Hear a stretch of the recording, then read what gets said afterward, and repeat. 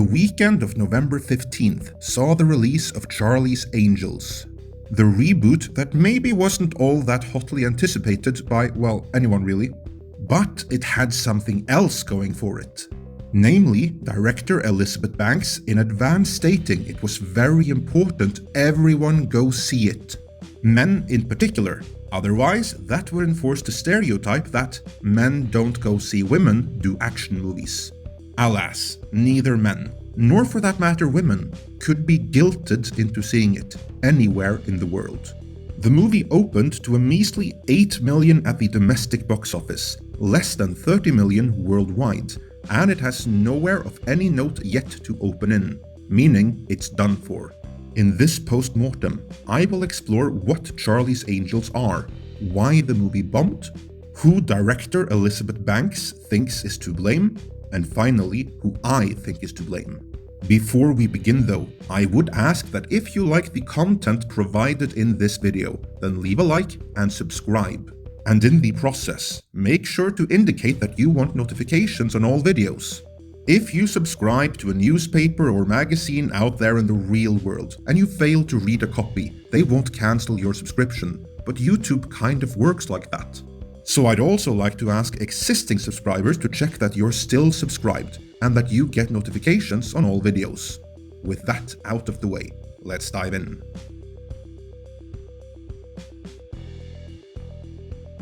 In its original inception, Charlie's Angels was an American crime drama television series that aired for 5 seasons between 1976 and 1981 on ABC.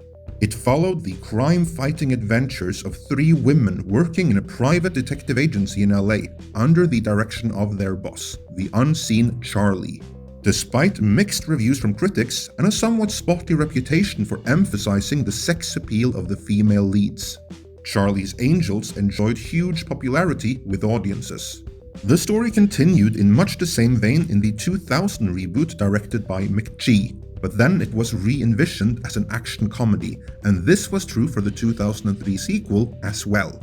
While Charlie's Angels Full Throttle cost more and fared poorer at the box office than the first movie, something which combined with rising cast costs precluded the production of a third movie at the time. Both movies had held their own against the contemporary Mission Impossible and the Fast and the Furious movies. Then, in 2015, the third movie was announced, this time under the reins of director Elizabeth Banks. Her take was as simple as the franchise-starved Sony thought it was genius. Give Charlie's Angels a modern feminist makeover. Alas, the problems derived from this approach began right away. Deadline Hollywood did their own breakdown of what went wrong, and according to their findings, everything began with the script. The script had issues, and no matter how many writers they went through, they were never able to iron out these issues. As a direct consequence of these script issues, they were never able to attract the huge stars that Sony really wanted for the movie, like Jennifer Lawrence, Emma Stone, and Margot Robbie. They did get Kristen Stewart though.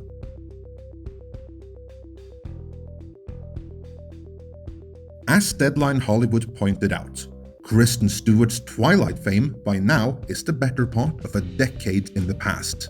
What they didn't point out, so I will, is that whatever fame she had back then was probably more due to the Twilight brand than it was to her charisma, or lack thereof. Case in point, her only high-profile role between Twilight and Charlie's Angels was in Snow White and the Huntsman, co-starring Chris Hemsworth. And there she got more attention for cheating on Robert Pattinson, her boyfriend at the time, with the movie's director than she did for the movie itself. Be that as it may, the movie was supposed to get a direct sequel reuniting her with Chris Hemsworth, but instead, Universal moved forward with the spin-off The Huntsman, starring only Chris Hemsworth, in which he was paired with Jessica Chastain instead. So yeah, where star power is concerned, Kristen Stewart is hardly on the A-list. Yet she is the one who headlined the cast filled with many recognizable faces, but few who can be accused of being box office draws in their own right.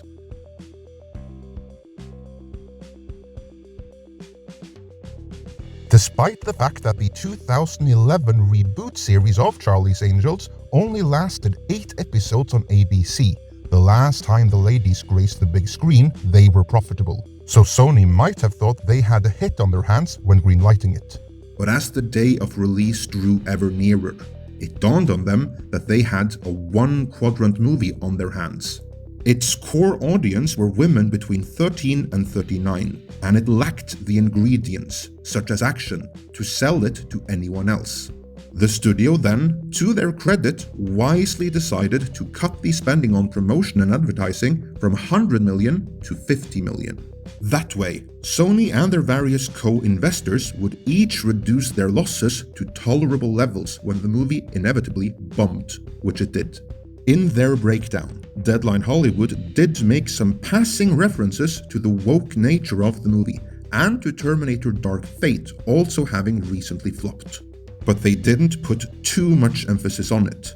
Instead, they quoted Relish Mix, who said, "As observed with other recent films, some action-adventure.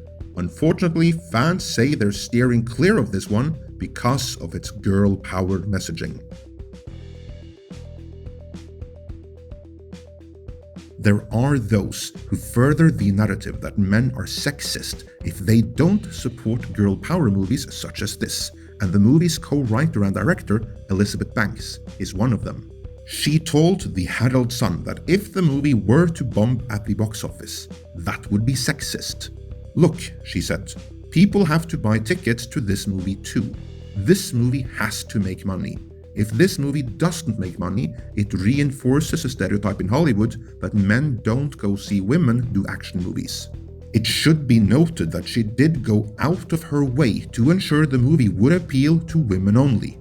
This summer, she told Collider that, "When we were casting the movie, I wanted really fresh faces.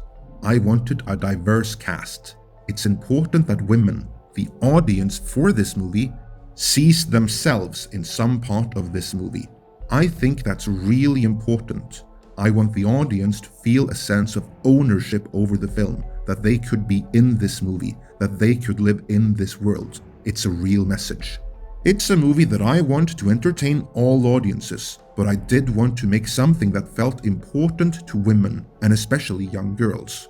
Many were quick to point out that both Captain Marvel and Wonder Woman did all that, and made truckloads of money in the process, but according to Elizabeth Banks, they don't count.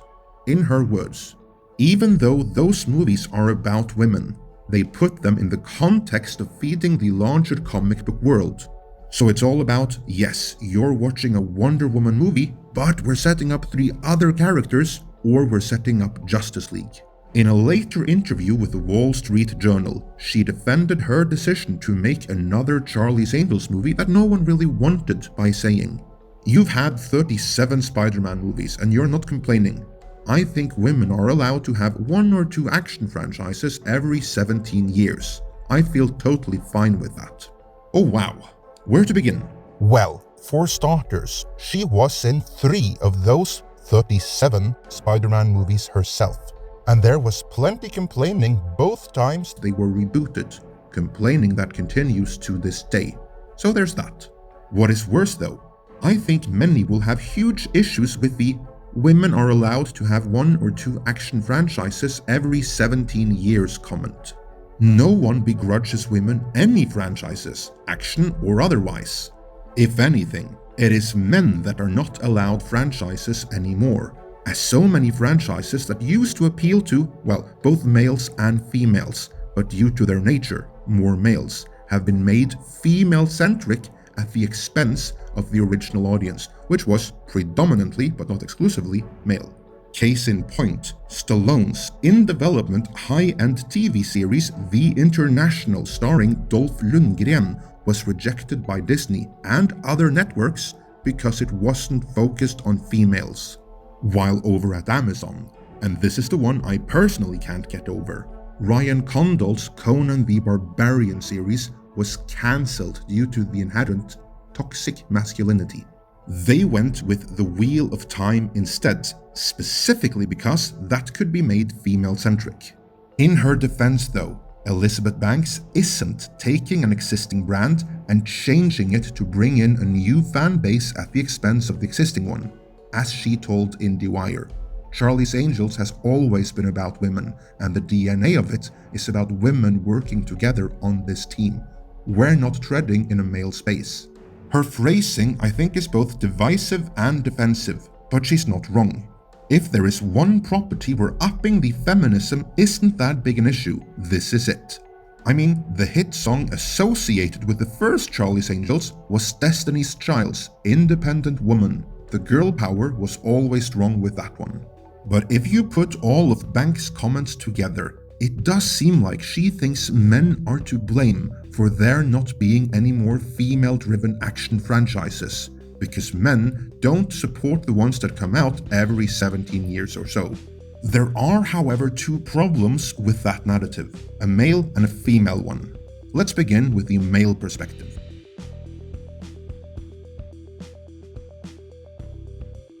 As I've been saying ever since the Ghostbusters remake, it's not about the women, not per se. 66% of the domestic opening weekend audience for Charlie's Angels was female, which means that only 34% were male. Considering that the movie's trailer promised that there would be no action and no laughs, but plenty of women kicking the ass of men 3 times their size outside the context of an over-the-top actioner, and all men being portrayed as inept, incompetent, evil, or all of the above. Those are, if anything, good numbers. You see, men aren't opposed to female filmmakers, or to female-centric movies, or even to action movies starring females. Every actioner ever headlined by Milla Jovovich should be ample testament to that. Unless Elizabeth Banks has decided they don't count either, which I then would guess has to be the case for the female-led Hunger Games series, which she's part of. And that probably goes for the Tomb Raider movies as well. Were they great movies? No, but men were quite happy to see them too, as evident by their male and female audience split. But none of those movies went out of their way to portray all men like utter trash, and all women like supermen who don't want or need no man. That's what men object to. Movies that push an ideological intersectional narrative in which all men are portrayed as condescending evil oppressors that must be taken down a few notches. No one minds the villains being bad, but when more and more of the big-budget, high-profile movies that audiences actually want to see in theaters feed into the narrative that all men are bad, it stops being fun after a while. By contrast, even in the most macho of action movies, there are women with some very redeeming qualities, and whom the hero couldn't do or succeed without. Hell, even the manliest man there ever was, Conan the Barbarian himself, had to be rescued by Valeria not 1, but 2 times, and she was dead one of them. I think that's a big reason why the action movies that are, if you will, male-centric, draw in female fans as well, while for their part, men are happy to see both Milla Jovovich, Angelina Jolie, Lara Croft, and others kick ass. And that's not even counting the comic book characters Banks conveniently ignores. What men aren't happy to see are woke action movies where women are propped up by degrading not just the villains, but all men. And indications are, women aren't happy to see those movies either, as evident by Charlie's Angels.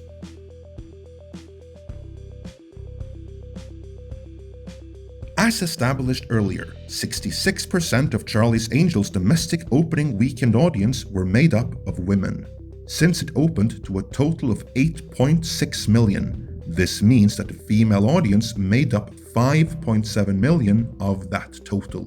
That's the real problem. Elizabeth Banks and any outlet supportive of her cause can blame men all they want, but men weren't this movie's target audience. The target audience were women, and despite Banks' intention of casting the movie in such a way that women would feel ownership of it, the entirety of the target audience of women of all ethnicities between the ages of 13 and 39, merely left an accumulated 5.7 million at the domestic opening weekend box office. Interestingly, there is another recent movie that also had a 66/34 split between genders in its domestic opening weekend, only flipped.